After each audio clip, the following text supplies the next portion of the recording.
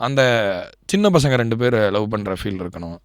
நடுவில் வந்து அதே மாதிரி அந்த சுதர்ஷன் இருப்பார் இல்லையா, அந்த பைக்கில் சின்ன பையனை கூப்பிட்டு போவார், அவருக்கும். ஸோ நிறைய ரிலேஷன்ஷிப்ஸ், சில ரிலேஷன்ஷிப்ஸ் ரிப்பேர் ஆகுது, சில ரிலேஷன்ஷிப்ஸ் முழுசாக முளைக்குது, சில ரிலேஷன்ஷிப்ஸ் வந்து அதோடைய த்ரெஷோல்டை தாண்டி மெருகேறி இன்னும் அழகான நிலைக்கு போகுது. இந்த மாதிரி ஒரு 4-5 விஷயம் அந்த பாட்டில் இருக்குது. எப்படி லிரிக்ஸ் எழுதுறது?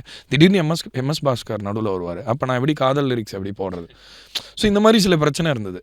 ஸோ அங்கே தான் we decided, so will make it look like a love song, but it should trick you into believing it's a love song. அப்படி தான் சரணத்தில் வந்து பலவிதமாய் உயிர் துளிகள் பரவசமாய் அலைகிறது, ப்ராப்ளம் இல்லை, நீங்கள் பாடினாலும் ஒன்றும் பிரச்சனை இல்லை. பலவிதமாய் உயிர் துளிகள் பரவசமாய் அலைகிறது, மெது மெதுவாய் இடைவெளிகள் துளிமழையாய் குறைகிறது. இது வந்து மெது மெதுவாய் இடைவெளிகள் துளிமழையாய் குறைகிறதுன்றது காதலுக்கும் பொருந்தோம், யாருக்காவது பிடிக்கலன்னா அவங்க ஒன்று செய்கிறதுக்கும் பொருந்தோம். இந்த மாதிரி ஒரு சீட் பண்ணி ஒரு லவ் பாட்டாக அதை பண்ணோம்.